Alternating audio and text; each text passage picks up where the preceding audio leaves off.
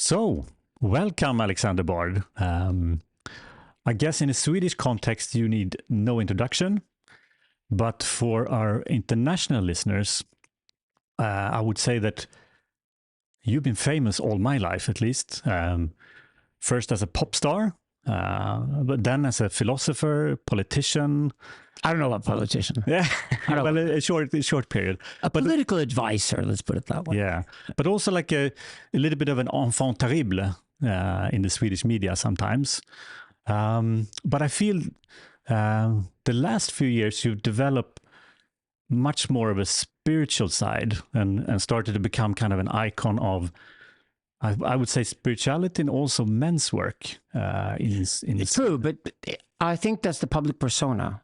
Gone in that direction, but actually I was always engaged with religion and spirituality, deeply interested in, and I even regarded theology as being part of philosophy. Like theology is like the deepest form of philosophy, because theology deals with the absolute. It deals with what's the most important in life. Exactly. That's what theology deals with. So I think it was always that. But it's true. It's true. And what happened was that about 10 years ago, around 2014, I started doing men's work. And try to do it in a new contemporary way using digital equipment as much as possible, and ended up working with all the traditional groups like Mankind Project, the other projects you got out there. And then what happened was that this started taking off internationally, and I think that's become part of my persona, that I'm this guy who leads all these men who do men's work these days. Yeah. But it's just how you do spirituality. I mean, spirituality fundamentally starts with the separation of men and women. So women do their spirituality on their own and men do theirs on their own. Yeah, that's a really interesting topic, and let's get back to that.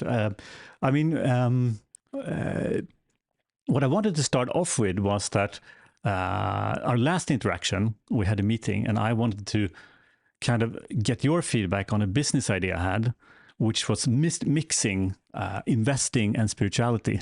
Yes. And now you got a podcast called Cash and Soul. And now I got a podcast. And I've been dealing with capitalism and spirituality for years. That's what I'm here today. And what I'm a little bit, and you actually, that's why I'm a little bit nervous today, because you basically took my idea and took a chainsaw to the idea. So I was sweaty after that interaction. But it would be interesting to hear a little bit more. Why are you...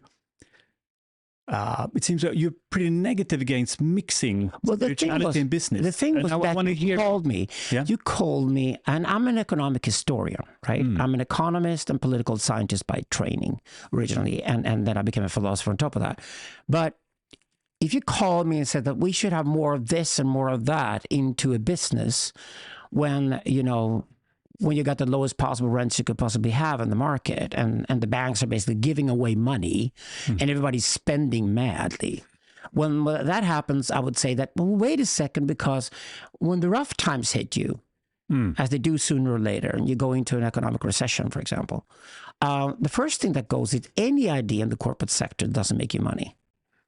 So all this sort of cosmetics the people putting onto their labels, like so you're having a business and you're basically running it around a brand, like any companies. It's a brand these days, and the brand value is central to you. Then of course it's very tempting when money is cheap to try to add more value to the brand by putting more cosmetics on it.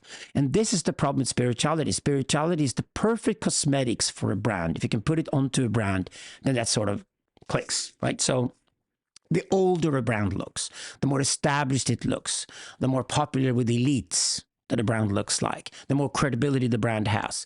So you want to add brand value. So it's like, well, we're making this product here, or we're selling this service here. That's what the brand stands for. But we would like to be a bit more fancy than that. And what companies always do then is that they try to go for some kind of spiritual quality added to the brand. There should be some metaphysical quality to the brand. And this is when you call me. You call me exactly when we historically were, that was a few years ago, we were at a place in the market where money was cheap. And companies were spending wildly on creating brand value. And they were adding all kinds of things to the brands that had nothing to do with the product. And now we're talking. It's been tough in Scandinavia the last 2 to 3 years. Norway and Sweden have gone into recession, and because of the real estate market, which has imploded here. So suddenly, money's a lot more expensive.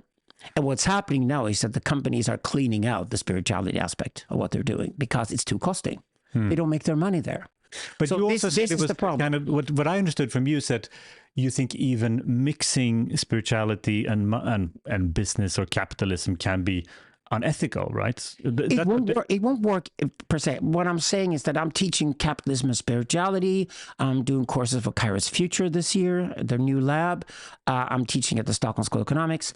And I usually start, since this is a popular topic, and it's your topic here, Cash and Soul is all about this, I say capitalism versus spirituality, the impossible but necessary combination. Okay. Because somehow we have to figure this out. Traditionally, what you did was that you went to work 5 or 6 days a week, and you went to church on a Sunday, and you never mistook going to church for being a job, right? Yeah, the priest or the pastor or whoever is in charge of the ceremony at the church gets paid some kind of minimal salary every month just to get by, right? But basically, you give the money to the church when you leave the building. You give as much as you think you should give. There's no charge for anything. You don't walk into church where they have like, you know, a schedule of charges they do for the services, because it's not a commercial enterprise. It's not a commercial enterprise. That's the whole point. And that's why it's credible. And the problem is that with contemporary spirituality, for example, New Age spirituality, which I'm very skeptical of, it's just been charging all the time. That means it's not really religious. It's not really spiritual at all. It's just therapeutic at best. Okay. It's part of the therapy industry. Because if you go to see a therapist, he or she will charge you per hour talking to them, right? But if you go to confession booth in the church, they will never charge you for it. So religion and spirituality are impossible to combine with capitalism. Interesting. They have no credibility if you start charging for it. So you're basically saying all kind of stuff that people are doing now, going to yoga, going to, you know, Zen Buddhist meditation practices, you know, well, all these things. They hardly charge though. If you do Zen meditation, they hardly charge for it. If you do Vipassana, they must not charge. So it depends on what you're doing. So say you go to yoga studio and it's commercialized yoga, then you're being charged for it. It's like going to the gym. It's just an extension of the gym. Like when you get older and the gym's a bit overdoing it, just start going to yoga studio, do yoga instead, and it's good for you. And you can also train a meditation technique at a spiritual center, but they charge you for it. But that's a commercial enterprise. The thing is that if you go to church, they won't charge you, because then it's no longer a church. It loses all meaning. It becomes, you know, Christ walked into the temple and threw the dealers out of the temple. There was nothing wrong with being a dealer. The problem was the position. It was wrong having a dealer inside a temple. You cannot mix money and spirituality, because if you do, spirituality was gone. And it all becomes a financial exchange in a marketplace. So, for example, if I go into confession booth to meet a priest, the job of the priest is to fix me, to get me back into the community, to find my specific archetype, to be the person I'm supposed to be in service of the community. And he's supposed to do as quickly as possible to get me out of the confession booth. If I go to see a therapist, the therapist starts charging, so I can sit there for hundreds of hours and never leave, because as long as I pay, the therapist doesn't care. The therapist is not there to fix me. The therapist is there to make money out of selling therapy sessions to me. But what about this retreats? I mean, you know, retreats at Björnbacka, you know, the things that you also are doing. I mean, is there any charge? Well, what I did was that Pontus and I are both teachers. We both teach at the Stockholm School of Economics, and we're at executive education regularly. I've been there for 25 years. So I teach managers and leaders to become managers and leaders. My expertise is digital. So it's all about AI right now. It's the big thing. So like, how do you become a manager or a leader in an AI-driven corporate environment? Here's the thing, though. A couple of years ago, Pontus and I found out that this whole spirituality hype was sneaking itself into the corporations as well. And we expected, as happened, that when times get rough and money gets more expensive, it's not as cheap as it is right now, this is the first thing that goes. Because this has very little to do with making profit. And at the end of the day, the stockholders of a company will come to the annual meeting and say, where's our fucking profit? We invested in this company, we expect to get paid back. We expect to make money on our capital. So where's our profit? And when the times get rough, that totally dominates the corporate sector. That's just the way it is. That's what capitalism operates. So what Pontus and I realized is that when Ludwig von Bahr, a friend of ours, had built Björnbacka, which is the stunning spiritual center outside of Stockholm. It's on the other side. When I'm working with the Stockholm School of Economics, I go to Sigtuna. But if I go southwest of Stockholm, about 45 minutes, I get to Björnbacka. So it's just really nice to live in Stockholm and have these places within an hour's drive from where I live. Okay. What Pontus and I discovered was that Björnbacka was fantastic for us as spiritual teachers. And the way we do it these days is that we basically tell people you usually have 2 credit cards in your pockets. You have one corporate credit card that your boss has given to you. But that's the expense for the company you work for. So you're cutting into the profits of the company by spending on that card, right? But it's a corporate credit card. It's yours, and you're supposed to use it because you have expenses on behalf of the corporation you work for. Then you got a private credit card. This is the money where you paid the taxes, you paid all the fees. This is all your money. It's private money, right? What I recommend people to do these days is to take the private credit card with them and go to Björnbacka, usually with their partner or a close friend, and go through the spiritual personal development there. And they can meet me there, and I can uncompromisingly be a spiritual teacher. And then they take the corporate credit card with them, go to the Stockholm School of Economics, where they can go into leadership and management training programs and make more profit for the company they work for. And the great thing is, by removing all the Buddha statuettes and all the candle lights from the corporate world, everybody there was relieved. It was like, okay, now we're back to creating great companies, great brands that sell products and services, and where you're proud of going to work every day. So you go to work 5 days a week and you work hard. And you're proud of it. But as at Björnbacka, the personal development thing is at Björnbacka. And whoever argues with me, I'm just saying that, well, the thing is that if you go through spiritual personal development, the first thing I will do with you is to ask the question, are you even in the right place in life? Should you even work with the things you work with? Now, I can't ask, if you came to me, I can't ask that question with you. Are you working? Are you doing the right thing in your life? I can't ask that question while we're charging your boss. That'd be deeply unethical, right? But I can charge you because it's your personal journey. But Alexander, you also said that the spirituality and capitalism is a necessary combination. So what are the how you said it's a difficult but necessary. So what are the stuff we should combine? Well, the thing is, I don't have the finished answers. I think this is something, it's a question I want to raise with all the people I work with and make them aware that they personally have to answer that question. But the thing is that a company consists of people, and people are spiritual. So I am the same person doing my spiritual practice, doing my meditation in the morning as I am when I go to work. I'm the same person. And questions like, what do I prioritize in my life, are spiritual questions. How many hours a day do I spend in front of the laptop? How many hours a day do I spend on my smartphone? How many hours a day do I spend walking in wild nature? What do I eat? What's my diet? What's my practice? Do I meditate? Do I go to the gym? How to keep myself fit? How am I nice to myself? It's a spiritual question. Yeah. And since I am the asset of the company, more than ever, it's about my brain power when I walk in through the doors of the company. And I get paid to basically give my brain power to the company and work hard for them at least 8 hours a day while I'm there. And I'm a spiritual person, then the two worlds have to meet somewhere. Exactly. And I think also, I mean, one thing that, I mean, just in the years I've been working in the corporate world is that it's more and more about the purpose of the companies, right? What is the ultimate purpose of the company? It's not only about making money. It's also, the company also always has some kind of other purpose. That's when I get suspicious. Yeah, but I think more and more the companies want to have a purpose, and that purpose is often connected to kind of spirit. Why do they want to have that purpose, you think? Why is that desirable to the company? Well, I think, first of all, because all companies are founded by people, right? And the people want to have a purpose. No, I think they want to sell more products and more services. I think they want to have a higher brand value. Maybe also. And adding that purpose makes it look more glamorous. Yeah, I think you're right. Also, but I think people that are founding companies, people are working in companies, they also want to have a purpose, right? Even when they're working. But why at the company? Why at a commercial enterprise? Why don't you go to church on a Sunday? Why don't you get a damn religion and go somewhere where nothing costs anything and where people actually meet? So you think the company should only be rough capitalistic and not think? I think they are. I think they are rough capitalist. I think what you can talk to the companies about is how long-term or short-term they are with their capitalism. The way I present it when I teach this at the Stockholm School of Economics, for example, is that I'm saying that there are two ways of doing capitalism that we know about. One of them is completely based on trying to make as much money as possible and pay money to our owners and pay great salaries to our staff.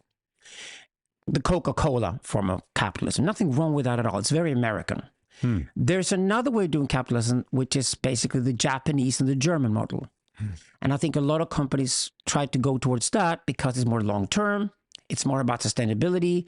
Maybe the profits are slightly smaller, even if it's hard enough just to make a profit. We should all know that. It's really hard to make a profit to begin with. But there's that aspect of the Japanese and German companies are more local. They're more involved with their community. They take responsibility for their community, et cetera, et cetera. So that's still capitalism, though, but it's supposed to be more long-term. And I think a lot of companies have decided that. To have that kind of quality, like, you know, here's an inn, for example, like a small country hotel in Japan. It's been the same inn for the last 1,500 years. It's been owned by the same family for 1,500 years. Now, how do you run a company that lasts for 1,500 years?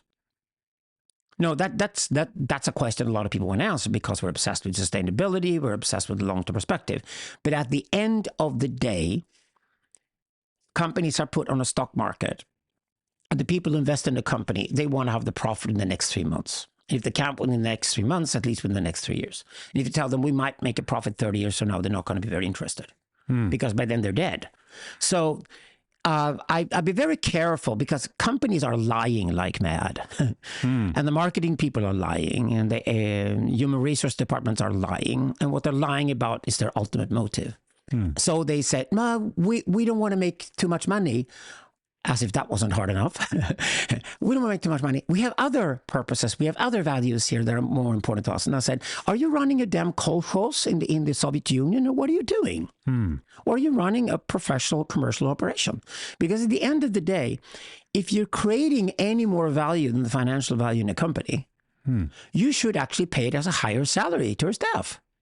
Really? That's a very Milton Friedman kind of way of looking at the world. At the end of the day, they pay the price if you don't. So if you say, well, I'm going to run a fancy company with a small profit because a big profit is evil, just kind of a small profit, that means you're paying your staff worse, less money. That means you're paying your stockholders less money. Means that everybody has to pay the price for that. And I think you should be honest. If you're saying, well, we're running a company and we're not going to have a profit of this company, that means you're stealing away that profit from the people who would end up with that profit otherwise, which is basically the staff through salary and the investors through their capital. So you better be fair and honest about, I mean, spirituality starts with honesty. Spirituality starts with transparency. If you don't do transparency and honesty about your operation, you're certainly not spiritual. Then you're certainly faking it. So I'd be careful when marketing departments come in through the door and said, this company needs a purpose because it needs to look fancier than just a money-making machine, and therefore we're going to improve on the world and make the world a good place, right? Well, what about the employees though? Don't they want to come to work for a company that's actually doing something good or has a purpose beyond just... Only when the money's cheap and they can afford it. Okay, so even they are... Yeah, as soon as you got a crisis at home, your partner's about to leave you and you suddenly can't pay the rent every month, then you don't care about that. Then you care about the money. And if you tell them, oh, you want to work for a company and you want to have a good salary and want to have these other values added, okay, that means you're going to have, we're going to have to make a cut in your salary for that to happen. They suddenly are a lot less interested in being spiritual at work when that happens. So spirituality starts with this kind of brutal honesty. It has to start there. Otherwise, we're just faking it, and I'm not interested in faking anything. Okay. I think straightforward communication, honesty, transparency is the best thing you could do for any system of human, any sort of human environment you have to be radically honest about it. So a lot of the fancy talk that I'd heard when we were in touch the first time made me skeptical. Now, when you started the podcast, Cash and Soul, and I remember it was Carl, I thought, okay, if Carl asks me, I'll be on the show because we are seriously interested in seeing if we can have a serious answer to this impossible question of how do you unite capitalism and spirituality. Yeah. Because we live in a world today where we have to do it. Exactly. I mean, from my perspective on it is that, I mean, I spent, 20 years trying to save the world via capitalism, right? I started an environmental technology fund. The whole aim was to save the environment by using capitalism, right? And arguably I didn't succeed, but I think to me it's like the capitalism is the system we have today. Yeah, but where does politics come into the picture? Because if you start a fund like that, you would also have to have a political influence, and then the politicians would put the pressure on the system as a whole that, okay, this is unsustainable. We have the climate threat. We need to deal with it. And then the politicians would arrange for a legal framework where suddenly your fund would look financially attractive. Right. So the trick is that if you think capitalism is going to solve the world's problems on its own, then you're definitely in the wrong place. But politics, when politics tries to regulate capitalism, it actually tries to be spiritual. It tries to regulate capitalism into something more sustainable. I give an example of this, how we work with this as a philosopher. So, for example, Jan Söderqvist and I invented the term exploitation. Okay. 25 years ago, because you hear about exploitation all the time, everywhere. And we were just thinking, well, what would be the opposite of exploiting a resource? Well, it would be to exploit the resource. So exploitation is a new term for something very fundamental. Like, if you're using this resource over here, you need to replace it before you're finished. So you can borrow it, you can use it, but you have to drop it back where you took it from before this is over. You can't just exploit, for example, the planet. You can't just exploit resources without refilling the resources from where you took them. So imploitation is a great philosophical concept that can be turned into legal framework. So it can be used as a legal term. So you can have it as a principle. You can say that we should not have any laws in our society that are not exploitative, meaning that we should have such a regulatory framework for our economy and our culture that all resources used have to be replaced. So basically, you borrowed something, but you put it back when you've used it. And you put it back in better shape than it was before you used it. Now, that principle can then be implemented in the legal framework. And that creates a society where you can have an investment fund that says that we expect politicians to go spiritual, in the sense that we expect politicians to start regulating harder for the entire framework so that we can become more sustainable. And then the question is just a question of timing. So, for example, the move from petrol and diesel cars today over to electric vehicles. That's very much a question of when does the regulation come into the picture, where it actually pays off to buy the EV rather than to buy a petrol or diesel car. What you do is that you tax the petrol car, you tax the diesel car, make them more expensive, and you maybe subsidize the EV, so it makes it, which makes it more affordable, so more people can afford to buy an EV. Right. And then you can have an investment fund that says that we expect this to happen. We don't know for sure, but we're going to both put political pressure onto politicians because we think it's a good idea, and at the same time, while we're lobbying for a policy, we're also investing in the new market. Because for me, I mean, in one way, I kind of agree with you, because I think, 20 years ago, I had the idea that capitalism would save the world, right? Could have asked me, but yeah, but I'm a marketer. But now, what I'm feeling now is that we know how to solve climate change, right? We have the technology. It's not that costly. It costs about maybe 2% of global GDP or something like that. But we're still not doing it right. And to me, at least, we need kind of a shift in consciousness to get to where we actually can solve these problems, and they're solvable. But somehow we don't want to solve. No, I don't think consciousness has anything to do with this at all. I think it's all about politics. It's all about politics. I think that if we're more aware of the fact, it's just going to make us lazy and go home and do nothing. Okay. So we need to be less spiritual. No. This is a real problem. Okay. This is not a consciousness problem. Right. This is a real problem. We're burning fossil fuels like mad. This is leading to climate change. It might even lead to the Gulf Stream going in a whole new direction. And we have no idea what kind of disasters that would lead to. We know what the world is like today. We want to avoid the next ice age, which is probably 10,000 years from now. But spirituality has anything to do to solve that? No, because spirituality becomes, that's where that becomes the escape route. So instead of dealing with the hard problem, which is a problem of physical reality, it's a problem of the air you breathe. It's a problem of fossil fuel being dug into the ground. The oil and the gas is down there. Either you take it up and you burn it, and you might destroy the planet while you're doing it because it's cheap, or you keep it in the ground and you use nuclear power where it's better, and you certainly use wind and solar power and compensate for that, so you can have cheap electricity abundantly for everybody. Okay, if you want to solve that problem, those are all political problems, and they're hard problems, and they're real. Being conscious of it will not change a thing. Rather, consciousness then becomes when people use spirituality to escape from their responsibility, that's fake spirituality. That's not spirituality at all. Spirituality is to be politically involved in the world. Spirituality is to take your world seriously. Exactly. Spirituality is to think that I want my children to inherit the world from me as their parent, which is better than what I got. That's for me, that's absolutely the fundamental spiritual question. So how will we? Is it the politicians we should kind of well, number one, convert I have to correct you on one thing. Yeah. Things are changing. We are using wind power. We are using solar power. Nuclear power has turned out to be better than fossil fuels if you're going to save the climate. So we know these things, and they're happening already. So a lot of good things are happening. And you need to point out that you can't just sit and say, nothing is happening, because then you're lying. That's the Greta Thunberg cheap route to everything. And that's why I disagree with her strongly. No, things are happening. They're not happening probably as fast as they should to be optimal. Okay. Then it's a question, you said it, we know the solutions. They're costly, but we know them. So then you just need to speed up the process. That's political pressure. That's being politically engaged. That means you join a political party or you join a political movement that puts pressure onto politicians to create the legal framework that speeds up the process of adaptation to climate change. Okay. That's how you solve the problem, not with capitalism. Capitalism has only one goal, making money. It's in itself totally neutral to anything else. It's amazing in that sense. And capitalism was good for the world. I'm a great believer in that. Whatever we had before capitalism was a lot worse. But that's because I look at capitalism as a truth mechanism.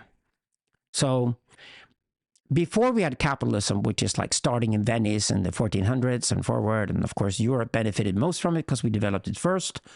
But capitalism, when we started printing money out of the printing press, and could use that as a means of communication value. So I communicate value with you, we just pass money between each other, and then you can decide later on what you're going to do with the money or what you won't do with the money. So that's your decision to make. It's totally neutral. So we have a third element. So it's not like you and I have to change two products with each other, barter trade, which you had to do before. That was incredibly inefficient. Rather, I can sell one product to you and you can pay me for it, and I can then take the money to a third person and barter with somebody else by using the money. So value communication became intensely more efficient due to capitalism. And the other thing was that anybody could stand anywhere in any street corner in the world and brag about their product or the service and lie like mad about it. They could say, this product comes from here, it's been made for 4,000 years, blah, blah, blah, blah, blah, and they could lie like hell, right? And you couldn't check the facts. When capitalism arrived, a child could walk up to that person bragging at the street corner and just ask, but how much does it cost? Okay, yeah. And when you gave the price for your product, the price at which you were willing to give it away, you told the truth. And suddenly you spoke exactly what the value was for you, not lying about it or hyping it, but you actually told about exactly what the value was. So capitalism liberated us in the sense that everywhere capitalism was installed, the total value of everything just increased immensely. Wealth increased immensely. We could afford to get everybody an education. We could afford to have a society where everybody can read and write and express themselves and think freely. All those things are possible with capitalism. Absolutely. Yeah. But if we go back, so capitalism and spirituality don't mix, but I guess it would be interesting to hear a little bit more about how do you think spirituality should be?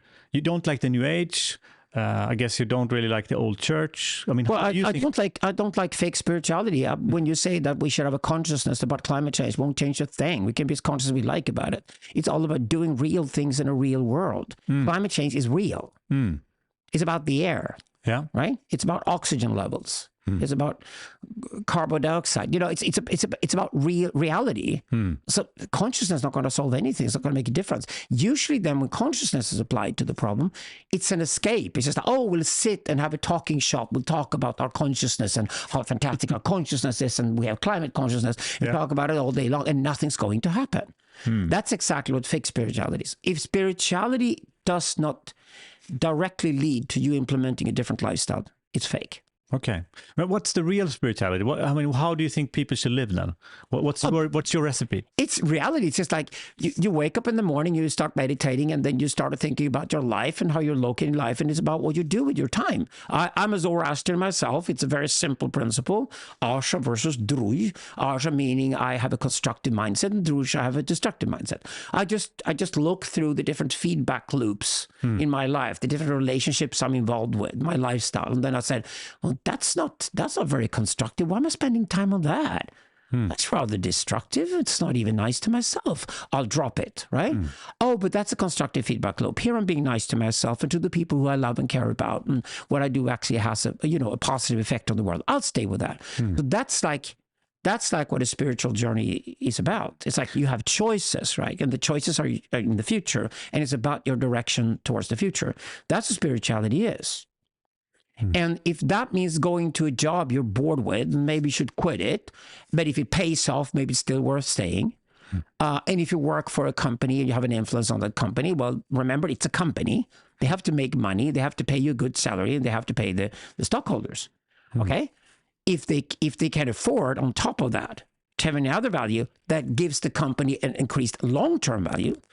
So the brand value is increased. Well, there's nothing wrong with that as long as you're honest about it. But if you're faking it, if you're trying to give your company a kind of glitter or kind of glamour about being this nice, sweet company, whatever, and it's fake, well, I can assure you, sooner or later, people discover that it's fake. And then the entire brand value will totally collapse. And we see that happening all the time with companies who have these fancy values and greenwash, but they can't live up to them. Yeah. But I mean, I also understand that you have, working with the men's movement, and I mean, I'm a little bit interested in your way of helping people become more spiritual. Well, what's your recipe there? To being radically honest. You create an environment where you can be radically honest. Very often, you close the door, and you have a small group of people that can trust each other, and then you create trust, and you create trust by leading by example. So it's like, okay, I expose myself to you guys in the room. This is me. This is how I function. This is where I'm lazy. This is where I work hard. This is where I'm arrogant. This is where I'm engaged.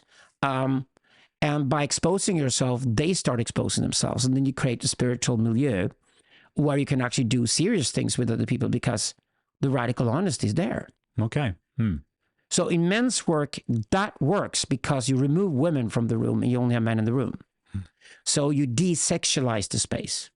And the women I work with who do women's work, they do exactly the same thing these days for women. They create a space where there are no men around. The only women in the room, and the women can let their hair out and take their makeup off and stop wearing high heels. And they stop sexualizing themselves because there are no men in the room to perform to.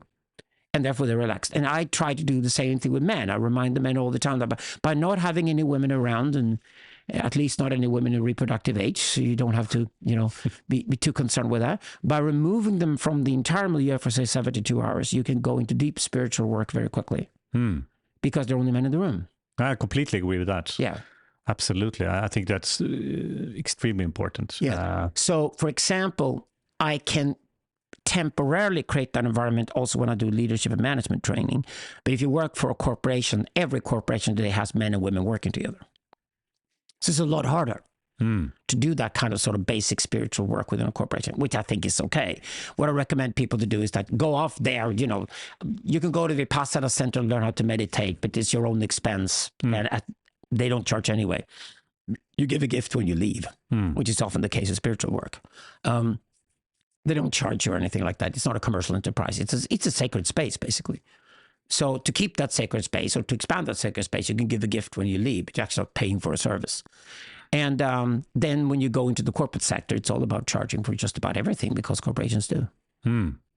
So you're saying corporations shouldn't really have a spiritual retreat for their management team? Or... No, I tell them it's hard because when I work for a corporation, the teams are they are always men and women together.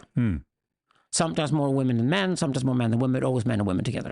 So that is actually a very highly sexualized space. Okay.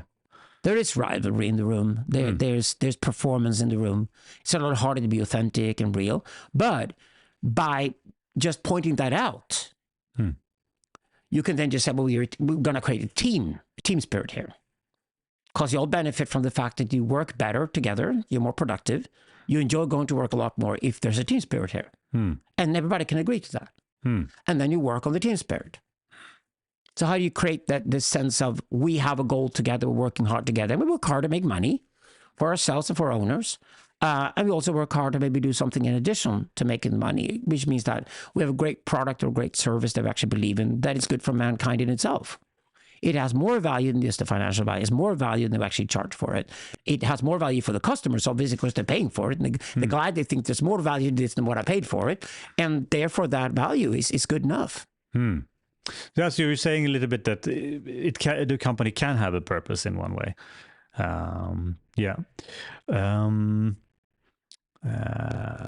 Interesting. But do you yourself, you organize these kind of retreats for companies? I don't organize retreats for companies now. Probably will do. It's a very difficult question, right? So you and I agreed that people are spiritual and people work at companies. And when you look at their own personal development, that's definitely the spiritual one. But in addition to that, there's also the career aspect of the whole thing, which is like you become better at what you do, more productive. You can take on more and more leadership roles. You can climb up the hierarchy of the company as you get older, more experienced. And I don't have a problem with careering at all. I think it's just great that people who walk in through the door and said, yeah, LinkedIn is the basis for my worldview. Okay, you want to have a career. Yeah, you want to make money, right? But that's spirituality too, because they're serious about it and they're real. And then the question is, so are you willing to work for a company that sells just about anything? It's probably legal at least, and you try to make as much money as possible and give you the fattest possible salary. And some guys just say, yeah, I'd love to do that. Well, that's a spiritual answer. That's their personal answer. Making money is the most wonderful thing I could think of, because then I got money and I got freedom. I can do whatever I want. And some people like to go to work with that attitude. And they work hard. And the great staff at a company. Other people might find it more difficult to separate their career from going to church. Other people might want to work for something where it's not so much that there's a higher goal. I think that's wrong. It's just a different goal. Like we try to make a profit if we can. At least we pay the salaries to the staff, but we run this in a way where we collaborate as much as possible, and we want to be around for a long time. And we appreciate the long-term perspective more than the profit-making perspective. No, if you can pull that off, I don't have a problem with that. Just be honest about it and realize it's much more difficult. But it's interesting. I mean, motivation. I think people have multiple motivations. I mean, for yourself, I mean, I'm a little bit interested. What motivates you? I mean, you've been successful in multiple different areas. I mean, everything from a pop star to what is driving you? Having fun. Only having fun? But listen, there's nothing deeper than that anyway. I get up in the morning, have a cup of coffee, and I want to control my own day. So I live in a monastery with other men. Simply because I'm a tantric monk. I'm not a Catholic or anything. I do have a sex life, for God's sake. I'm tantric, deeply tantric. I practice Eastern spirituality. I'm a Zoroastrian. I could equally be a Buddhist or a Taoist. It wouldn't make a difference. It's the same thing. But I do my spiritual practice every day. It's important for me, and I live in the monastery. But I live in the monastery more than anything because I don't want to compromise on my freedom. I want to get up in the morning, have a cup of coffee, and go see you and record a podcast because you convinced me that would be a good way to spend the day today. And then I go off to my office after that and do other shit. But I just don't want to compromise on my day. What's great about living in a monastery is that the other guys, they are totally into their thing. And none of us is raising a family. We don't have any kids around or anything like that at all, because our time is too valuable for us to concentrate on what we do. But you're not at all motivated by money. I mean, your brother is a multi-billionaire, so you could have taken that. He's not supposed to say that, right? Okay, sorry. We're very nouveau riche in the Bard family. That's the way we describe it. So we're incredibly, Right. Yeah, right. We're incredibly nouveau riche in my family. I do well. I'm good with money. I'm good with investments. For God's sake, I was a star student at Stockholm School of Economics. I mean, if there's anything you should be good at if you leave there, at least you should be good at money. And I came back 10 years after I finished my studies there to actually teach there as well. So, no, I can handle money. I can invest money wisely. I don't speculate. Yeah, okay. I don't own any Bitcoin, for example. And I'm proud of not owning any, because I actually invest my money in things that I think can grow organically over time. Yeah. So that's what I do. But I'm doing fine. I'm not interested in money per se. I'm interested in freedom. Right. And here's the thing with money. Besides health, because if you get cancer, it doesn't matter how much money you've got. You've got to fight the cancer anyway. And it's, on a par with everybody else is fighting cancer. So health is number one priority, and that's usually outside of money. Money can help, but at the end of the day, you can't avoid your own death. No money in the world can make you. It can make you postpone your death at best, but it can't make you. But the great thing with money for everything else in your life is that it's freedom. So my goal when I was in the music industry was to have fuck off money on my bank account one day, and I did. Okay, how old were you then? I was 37. Okay, yeah. I made all my money myself. Yeah. I think my father gave me a one-way ticket to America when I was 17 because I was bored. He said, if you're going to go back from America to Europe, you can pay your own flight back. Right? Okay. So I worked and made more money. I lied about my age when I was 13 and started working and making my own money. So it was great to have those values from your parents. But yeah, you can do anything you like. You have all the freedom in the world, but you have to make your own money. And you realize that money is freedom. Right? When I was 37, I made the phone call to the bank. Me and my partner had sold my record company. And I called them, and I had all that money on the bank account, and I couldn't believe it. It was on my bank account. It was my money. Amazing. I had fuck off money. Meaning, from then on, I would say yes to everything I want to do, like sitting here with you, making a podcast today. And I would say no to everything I don't want to do. Yeah. Well, that I don't have to do anything for the money. And do you, in your spiritual awakening, did that happen after or before the fuck off money? I think that was there all along. I hadn't awakening or anything. I was just interested in philosophy and theology and deep spirituality things. And I'm a mystic personally and all that. So I was interested in psychedelics, you know. So I always had that aspect to myself. But that's more like an interest that I don't force anybody else to share. Just that I shared that interest with people who have the same interest. The same but there was no, because at least for me, I can tell you the exact moment when I was kind of awoke from being not very conscious to being conscious, right? Was there any moment in your life that kind of, where you had a watershed kind of moment in your spirituality? No, I think what's important to this discussion here is that I was a kid when I realized that capitalism and spirituality are different things. Okay. Because my parents taught me that. My parents were liberals. Okay. They were very liberal, freedom loving. And they taught me that your freedom is something you shouldn't compromise on. And then I realized to go to church on a Sunday or to practice any form of religion is totally different from making money. And if you try to unite the two, you're a cynic. Okay. It means I can't believe you, because then you're doing it for the money. You're not doing it out of spiritual needs. Like if I support a friend in something, going through a struggle in life, that's a deeply spiritual thing. If I charge my friend, I'm no longer the friend. I become a therapist. That's a profession. So if I pretend to be a friend, but I'm taking somebody's money from them, I'm a hypocrite. Obviously, you don't want to do that because it's the least spiritual. But can you not view it as an energy exchange? I mean, so let's say I'm a spiritual teacher, right? Yes. I have somehow have something to teach about getting closer to consciousness or God or whatever you want to say, and you come to me and you want to have some of that knowledge or that wisdom. Isn't it okay for me to take something from you for giving that wisdom, or why is that wrong? No, you're just doing a commercial enterprise. You just polluted the whole idea. Okay. With making money. Your motive is making money. Now, then I expect you to be honest about that. Okay, I'm really good at teaching spiritual stuff, and because people are lousy and haven't done the work, their shortcut to getting spiritual is to come to me for my classes and my lectures. Okay, if you charge for those lectures, you're no longer spiritual, you're commercial. And if you give out books, for example, if you're Eckhart Tolle and you have the power of now and you're selling books. Our books are nonprofit. Okay. Psychedelics are nonprofit. All right. That means if you pay for the book, it's because there's a cost involved in making the book, but there's no profit on top of that. We do not make a profit from our books. Precisely because of that, we're credible as philosophers. Because if I would try to write a really crappy Swedish crime novel and export it to Americans, I'd probably make tons of money. But I don't do that. I make pop records. So it's not.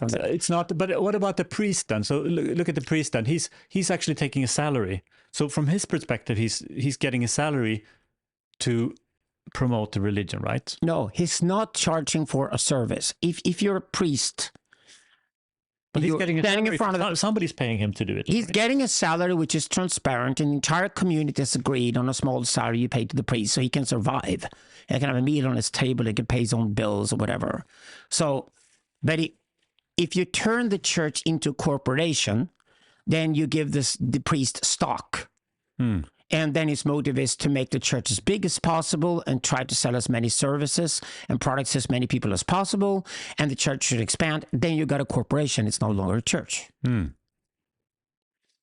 So it's all about the motives. So if you give somebody a salary so that they could be in charge, so there's somebody there in the confession booth when you go there, then you pay that salary already through the community, and the entire community pays it. That means you don't pay for going into the confession booth to see a therapist. You're part of a community, and the community pays for a priest to sit there and listen to your confession. So it's okay to do it via taxes in a way, but not as a payment for it. No, I'm not saying it's okay. I'm trying to have you with me here in the thinking. The thing is that if I go to a confession booth, my appreciation of the community is what happens. I appreciate the community for enabling the confession booth to be there.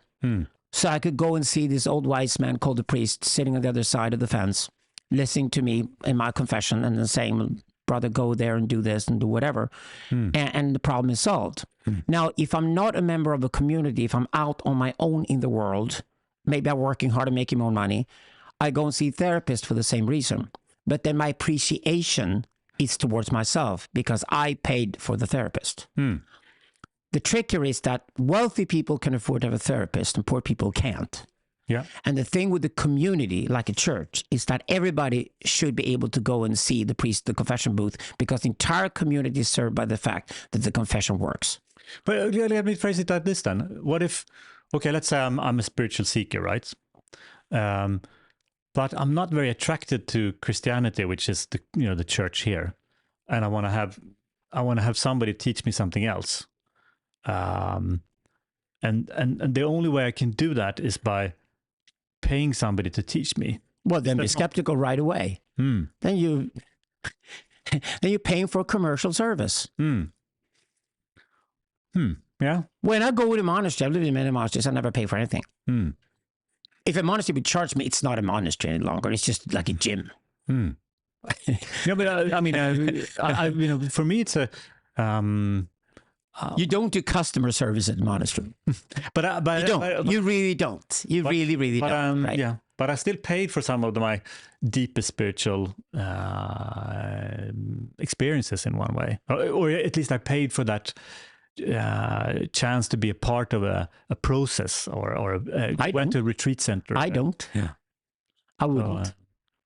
I wouldn't. I was in Peru this winter with one of my monks, and we traveled all the way up to Peruvian Andes, and we had a mescaline experience with the shaman. Now, I don't pay the shaman to perform that.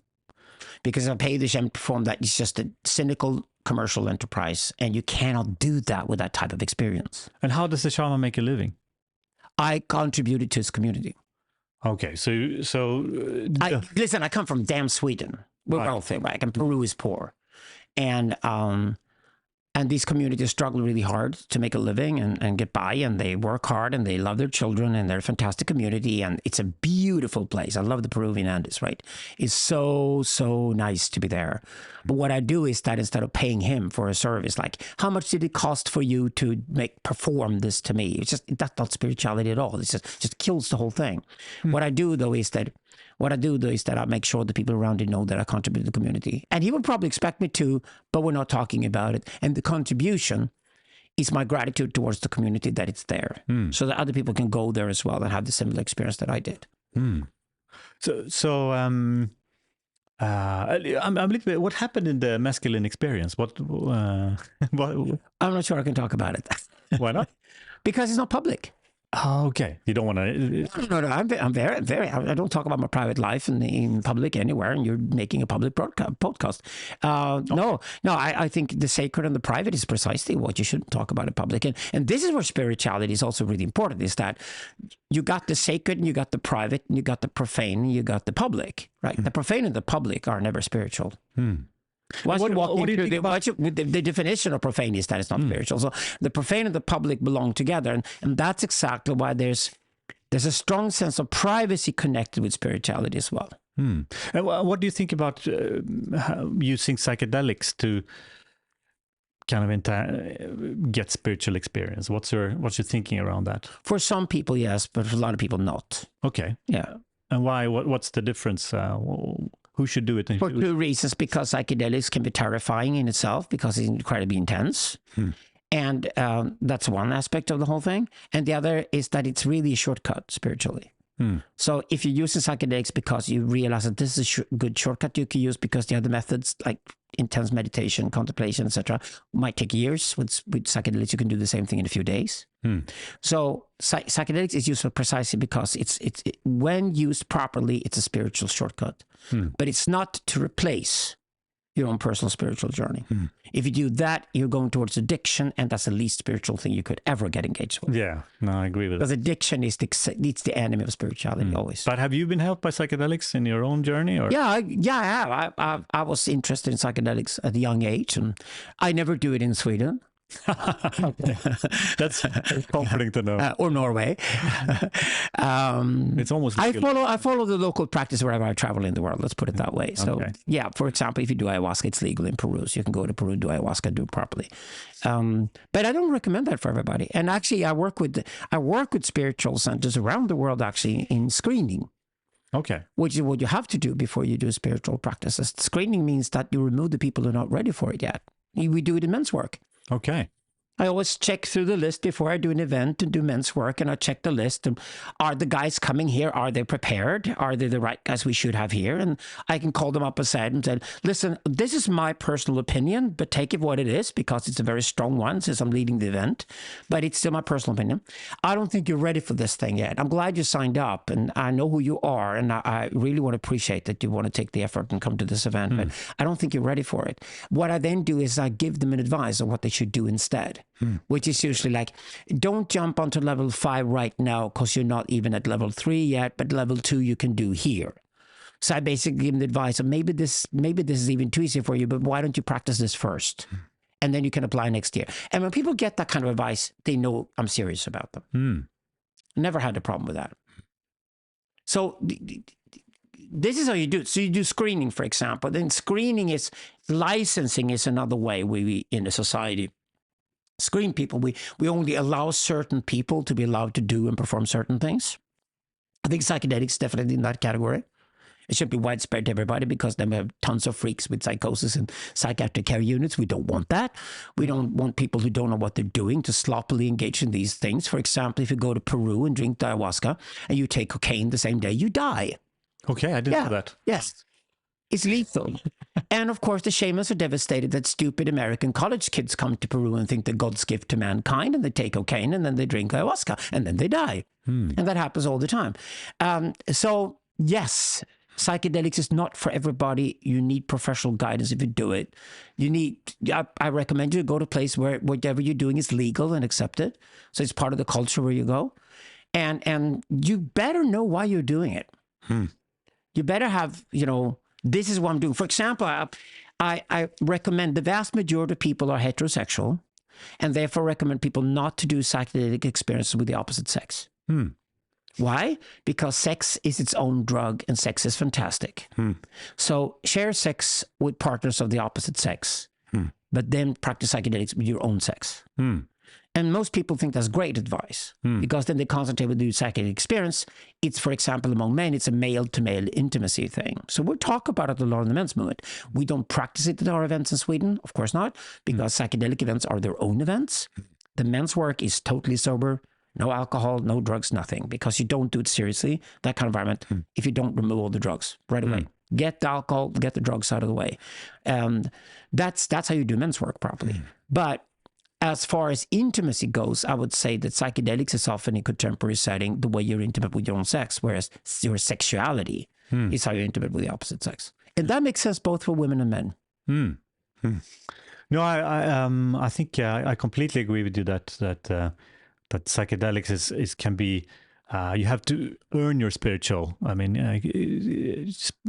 psychedelics can be a shortcut, but then you actually have to earn your way there at some point as well. Yeah. So I guess we're running out of time. No, I love doing Casual Souls. I love this conversation, and you see, we don't have the answers yet. No, but we are asking the right questions, and that's a very good start. And I think it was really interesting, and you're always providing such interesting perspectives. And I don't agree with you on all of them, of course, but it's always very interesting to hear you talk. And And so thank you so much for coming here. And thank you for having me. And you meet me around these different institutions we discussed today here in Sweden, if you want to meet me here and get together and do things together. And I'm also touring North America, and I'm touring Europe on a regular basis too. And I love doing podcasts and writing books. So I'll be around. Thank you. Thank you so much for having me. Yeah, thank you. Thank you.